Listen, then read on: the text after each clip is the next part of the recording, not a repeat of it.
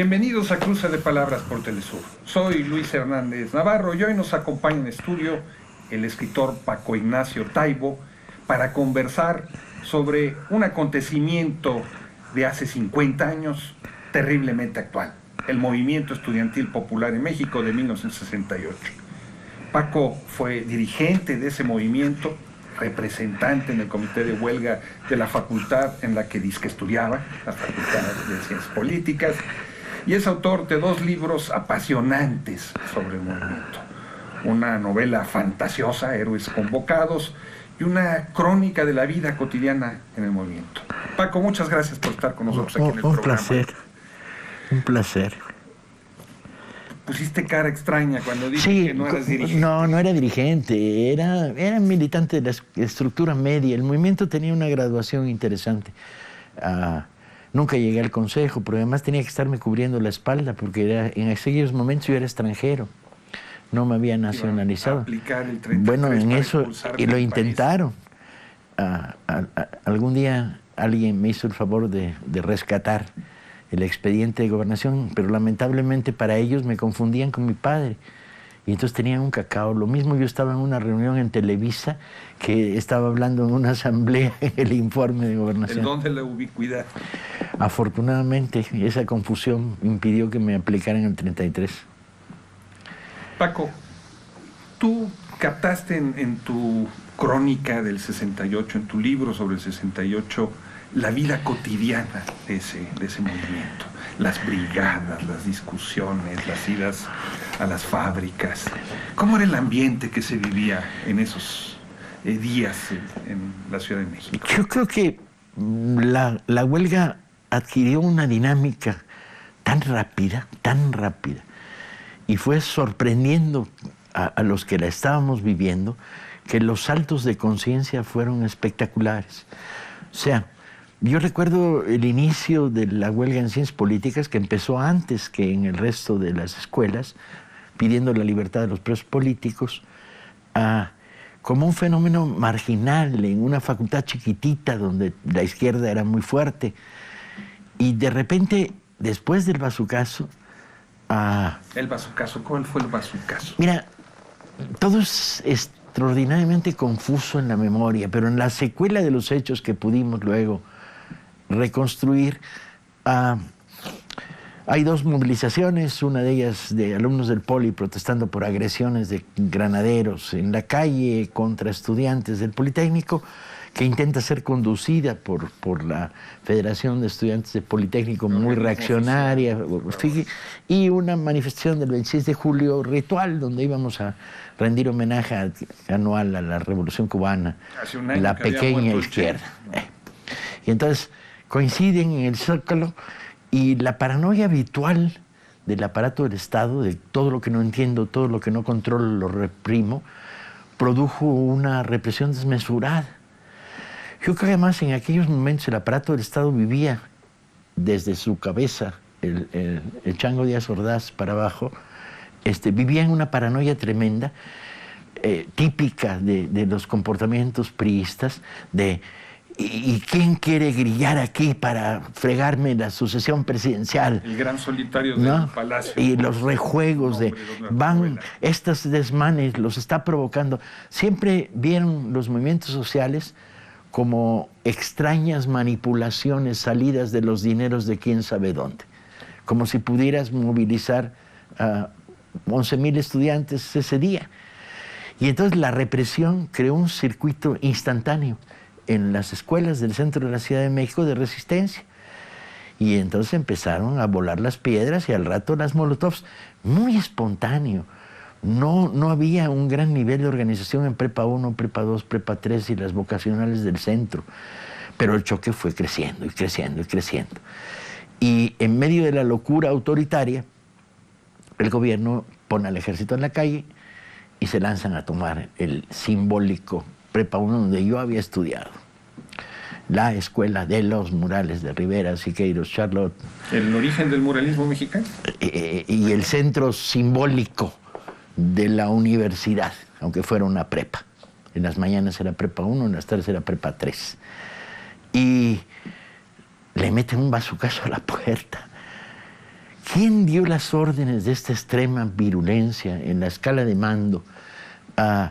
De apáguenlos a como dé lugar, y el como dé lugar significa meterle un bazucazo a una puerta virreinal de la que hoy, a la fecha, no sabemos si había alguien atrás de la puerta. Había huellas de sangre y nunca pudimos saber, porque otro de los problemas era que el movimiento se vivía en una lógica que no corresponde a la de nuestros días. Hoy tú vas a una manifestación, haces la de la victoria y te dejas fotografiar. Es más, sacas el celular y fotografías. Reivindicamos el somos los que somos. En aquella época, los fotógrafos de prensa trabajaban horas extras para Gobernación. Y entonces la información se ocultaba, no fluía. Se va a volver a producir en las otras represiones, tanto en la toma de la universidad como en Tlatelolco, la gente oculta, entre otras cosas porque los padres eran amenazados al día siguiente con un hijo muerto cuyo cadáver había sido tirado al Golfo de México con como digas algo te fregamos. Entonces nunca supimos si detrás de la puerta había un estudiante de prepa 3 o no. El caso es que era verdaderamente injuriante. Y entonces un fermento mínimo, porque yo me he aburrido de decirlo, 10 días antes del inicio del movimiento, nadie hubiera apostado por un movimiento social de esa envergadura. Nadie hubiera dicho, está, ahí viene. No solo eso, peor todavía, la izquierda, éramos... Tú venías de un grupo de izquierda radical, la Liga Comunista Yo era espartaquista. Pero éramos 1000 en todo el movimiento estudiantil, Chapingo, Normales, Politécnico, Universidad. Disgregados, divididos en grupos y corrientes que perdían la mayor parte del tiempo peleándose entre ellos, sin impacto social. Pero esa formación que tú tenías como militante de izquierda, ¿te ayudó evidentemente, a orientarte en un movimiento de esa naturaleza? A mí y a los 1000. Porque instantáneamente esos 1000 se convirtieron en las direcciones naturales del movimiento. Y era un fermento cuyas virtudes tampoco se aprecian en el paso del tiempo y en la lectura dogmática, que era, bueno, es que habían leído a Lenin. No valía para pura madre haber leído a Lenin. Es que habíamos visto la batalla de Argel. Leíamos en el pastito de la facultad con gran éxito a Bertolt Brecht y su poesía. Éramos usuarios de los cineclubs donde se veía la batalla de Argel. O sea, había un fermento cultural de izquierda que daba una cierta solidez a esta militancia. La volvía culta, ¿sí? El nivel del discurso... Se mucho a partir de grupos culturales. Y el nivel del discurso era un nivel alto, y de reflexión, ¿no? Y de responsabilidad social.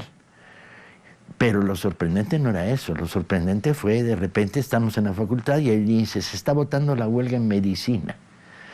Y de repente ves salir 5000 batas blancas gritando huelga, huelga hacia la explanada y tú dices, ¿qué está pasando? Y alguien te dice, odontología votó la huelga y tú dices, no. Porque las brigadas circulaban en el primer momento difundiendo la historia del bazucazo y de la represión, circulaban entre las escuelas, y cada escuela que ganaba la huelga en la votación iba a otra escuela. Estamos hablando, Paco, de una época en la que no había internet, no había teléfonos celulares, no había volantes, y había una televisión 100% privada, pero con un control estatal absoluto, enorme, y una prensa controlada. Sabludowski tenía un teléfono rojo en su despacho, el conductor del noticiero más importante de la televisión mexicana. Lo dijo Sabludowski, tenía un teléfono rojo donde antes del programa, yo lo vi, recibía consigna del secretario de Gobernación. ¿Y entonces cómo le hacían ustedes para informarse? El movimiento crea su propia dinámica con lo que tiene. Las escuelas tenían mimeógrafos. Y entonces los mimeógrafos se fundían. 100,000 volantes diarios producía solo la universidad. Las colectas, porque ibas al meeting y llevabas bote, producían millares de pesos que se convertían en papel y en pintura. Y el movimiento asumió el problema de la propaganda con pintada, volante y meeting callejero. Y la idea de las brigadas, que estaba germen, se desarrolló. 10 compañeros, grupos de afinidad, nada de estructuras formales y burocráticas, y regístrense con el comité de brigadas. Y una facultad como políticas, que debíamos ser en aquellos momentos 300 o algo así, pues tenía 20 brigadas, ¿sí? De a todo el día. Las brigadas llegaban a la facultad o dormían en la facultad y salían en la mañana muy temprano a hacer agitación y propaganda. ¿A dónde iban? ¿A los mercados? ¿Iban a los autobuses? Cada brigada eligió sus objetivos. El comité de brigada, yo recuerdo haber participado en una discusión cuando se hicieron acciones centralizadas. Como por ejemplo dijo, todos sobre la periferia industrial de la ciudad. Y entonces las brigadas se dirigieron a las puertas de las fábricas, de la refinería de Pemex, de los talleres del ferrocarril. Otra vez se dijo duro a las escuelas de primaria con los maestros. Entonces hubo momentos de centralización, pero básicamente era la espontaneidad la que brillaba. Nosotros, por ejemplo, en mi brigada, iniciábamos a las 7 de la mañana pintando un Juárez Loreto. El chofer, que era solidario, una línea de camiones. El chofer tomaba su camión, se iba a las ciencias políticas, lo pintaban y salía a hacer sus recorridos, ¿no? Y entonces los granaderos lo descubrieron y lo despintaban a la altura del Monumento Obregón. Y entonces empezamos a pintar el techo para que se viera desde los primeros pisos, ¿no? Era así. Los de veterinaria agarraron a todos los perros callejeros de la Ciudad de México y les escribieron consignas con peladora en el pelo del perro. Los compañeros de San Carlos hicieron maravillas en términos de esténciles de pared y se produjeron momentos verdaderamente fascinantes. Un momento en el ascenso de la huelga, el Consejo Nacional de Huelga decreta la noche de la gran pinta y llama a todo el brigadismo a pintar la ciudad. Nos acabamos las existencias de Comex, de todas las empresas de pintura de esta ciudad, gracias a los fondos del boteo, porque era muy generosa la población apoyando económicamente al movimiento. Bueno, ¿qué les decían ustedes a esa estamos en huelga contra el autoritarismo y la represión del gobierno criminal gangsteril de Díaz Ordaz. Yo brigadeaba con el creador de los Nacos, que traía un melodión y tocaba, y yo tiraba rollo y él ponía música. Y luego los dos pasábamos el bote en camiones. Yo brigadeé mucho en camiones. Y les contabas la existencia del movimiento, el autoritarismo, la represión. Estamos hablando de una sociedad que era una sociedad cerrada en aquella época. No, porque lo que se había producido es que en los últimos 10 años las universidades se habían repletado de hijos de obreros y de campesinos. Entonces una sociedad mucho más permeable. Una nueva clase media en ascenso. Entonces resulta que lo apasionante era cuando salimos en las manifestaciones de agosto, marchábamos 200,000, pero todos los bordes de la manifestación estaban aplaudiendo. ¿Te parece si vamos a una pequeña pausa? Y a ustedes, amigas, amigos, los invitamos a que continúen con nosotros. Volvemos en muy breves instantes.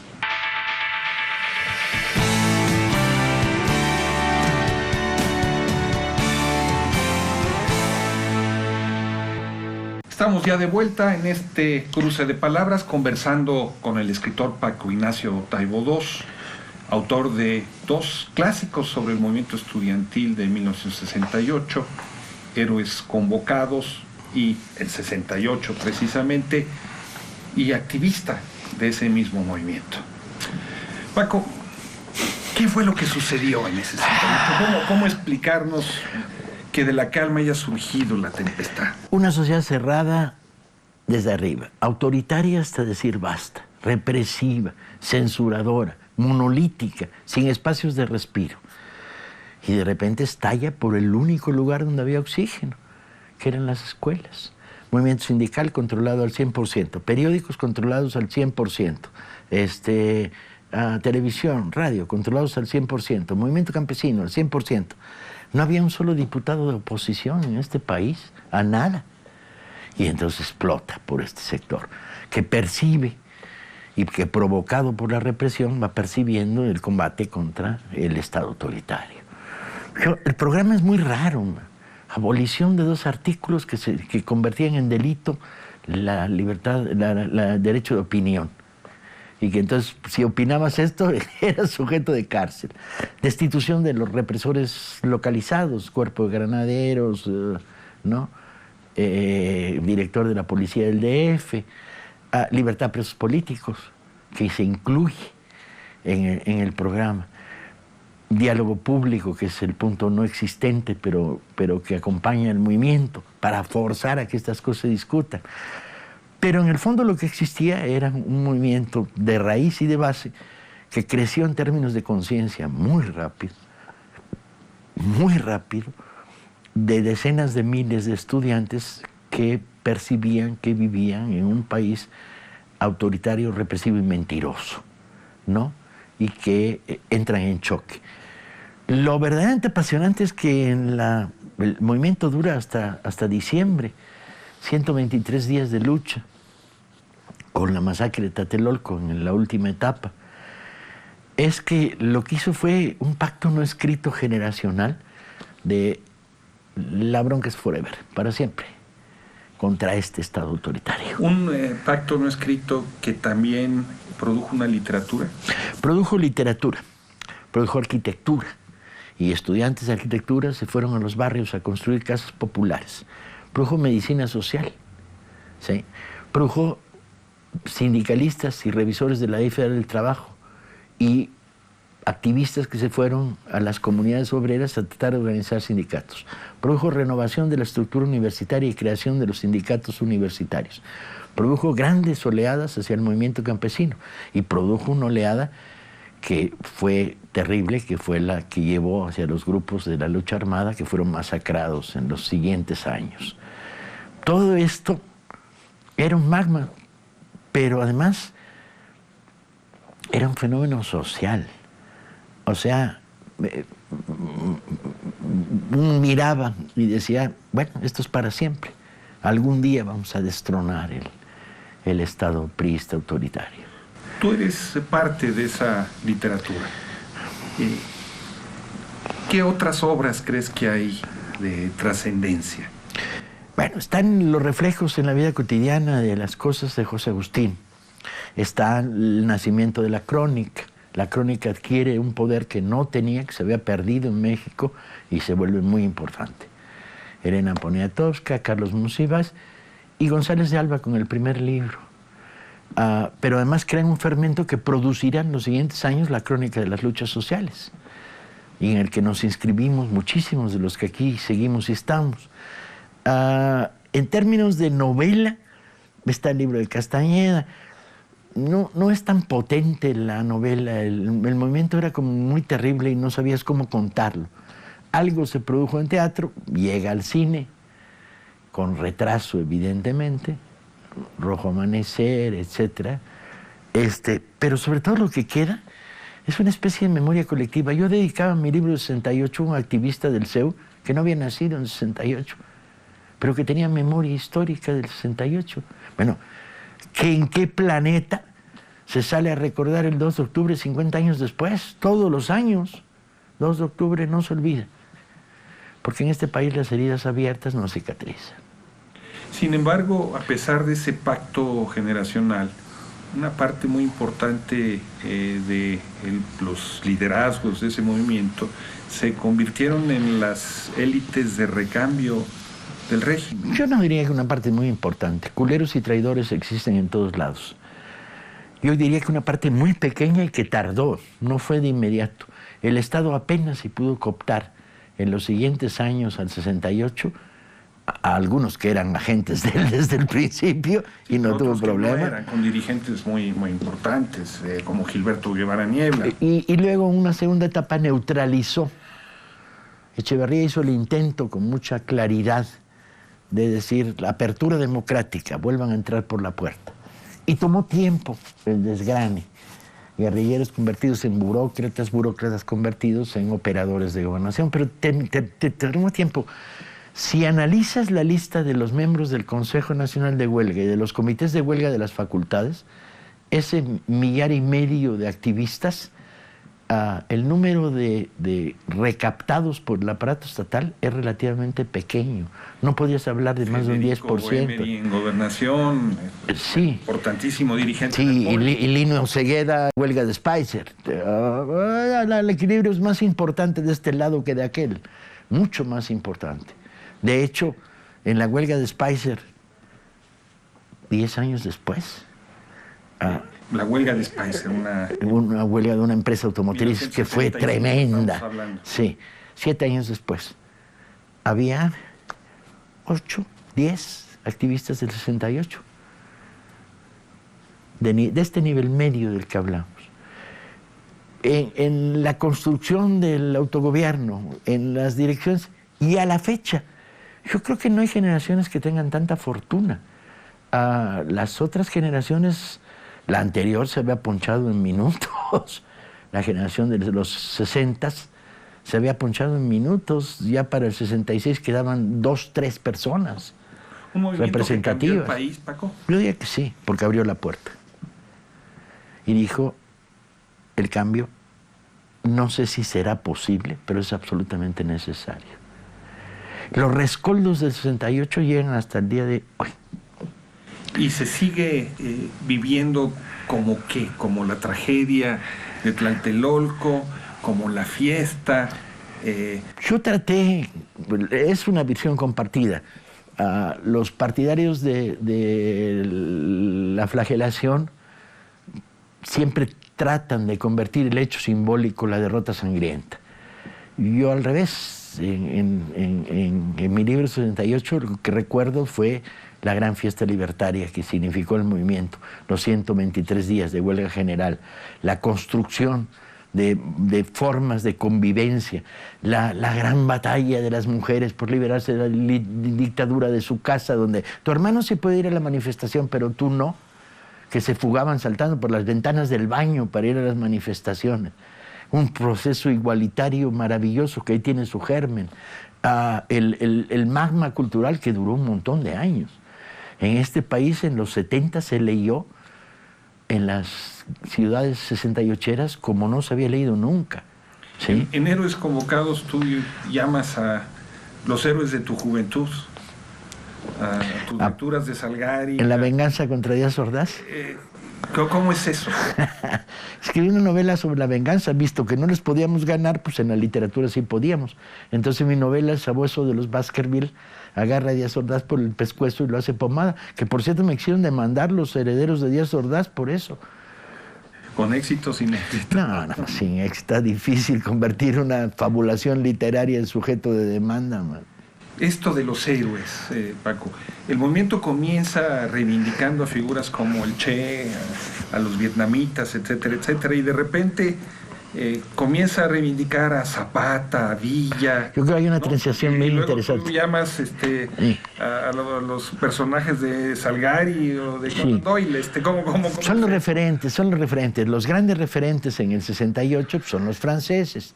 Es el movimiento de la tradición de la izquierda histórica. Entonces, bueno, el Che, Ho Chi Minh, las figuras más impolutas de la izquierda, con menos autoritarismo en sus historias que los vuelvan no simpáticos.